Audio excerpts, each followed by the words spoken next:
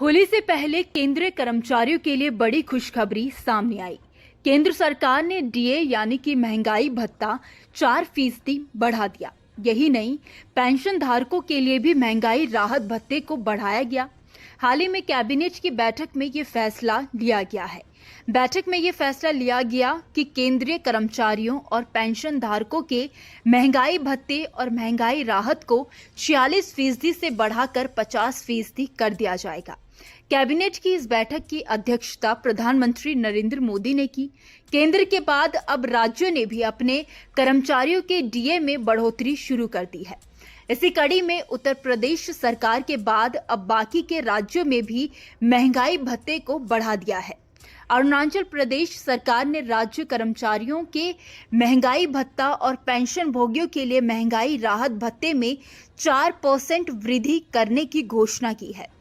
इसी के साथ राज्य में सरकारी कर्मचारियों का महंगाई भत्ता और महंगाई राहत बढ़कर 50% हो जाएगा। झारखंड सरकार ने भी राज्य सरकार के कर्मचारियों का महंगाई भत्ता बढ़ाकर 50% कर दिया। अभी तक यह 46% था। कर्नाटक में भी राज्य सरकार के कर्मचारियों का महंगाई भत्ता 38.75% से बढ़ाकर 42.5% करने की मंजूरी दी है। लोकसभा चुनाव की घोषणा से पहले राज्य सरकार ने कर्मचारियों को ये राहत दी है।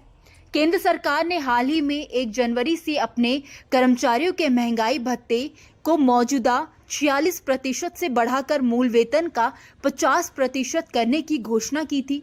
आम चुनाव से पहले की गई इस घोषणा का लाभ 1 करोड़ से अधिक कर्मचारियों और पेंशन भोगियों को मिलेगा।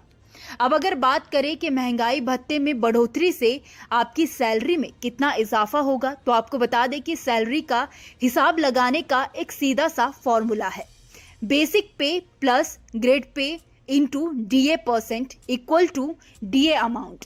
बेसिक पे में ग्रेड पे को जोड़ दें, इसमें बढ़े हुए डीएम के परसेंट को गुणा करें, इसके बाद जो डिजिट आए वही डीएम का अमाउंट है।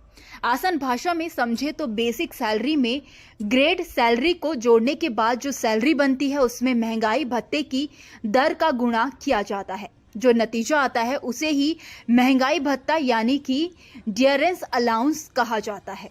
आइए आपको आसान से एग्जाम्पल में समझाते हैं। मान लीजिए आपकी बेसिक सैलरी 10,000 रुपये है और ग्रेड पे 1,000 रुपये है। दोनों को जोड़ने पर टोटल 11,000 रुपये हुए। अब 50% महंगाई भत्ता है। 11,000 का 50% 5500 हुआ। अब इन सबको जोड़ दे तो टोटल सैलरी 16,500 रुपये हुई। वहीं पहले 46% डीए था। 46% के हिसाब से 1,000 बेसिक और 1,000 ग्रेड पे पर 16,060 रुपये सैलरी मिलती, यानी कि 4% डीए बढ़ने के बाद हर महीने 440 रुपये का फायदा होगा।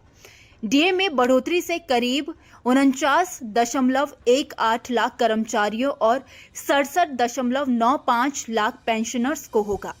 सरकार के फैसले के अनुसार ये बढ़ा हुआ डीए जनवरी 2024 से जोड़ा जाएगा, यानी मार्च के बाद जो सैलरी या पेंशन आएगी उसमें जनवरी और फरवरी का बढ़ा हुआ डीएम जुड़कर मिलेगा।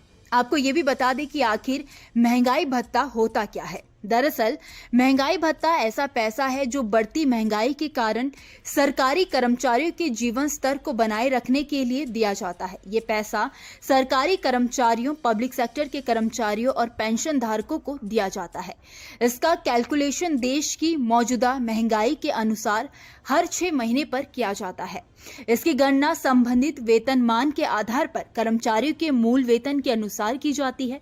महंगाई भत्ता शहरी, अर्ध शहरी या ग्रामीण क्षेत्र के कर्मचारियों का अलग अलग हो सकता है। होली से पहले केंद्रीय कर्मचारियों के लिए बड़ी खुशखबरी सामने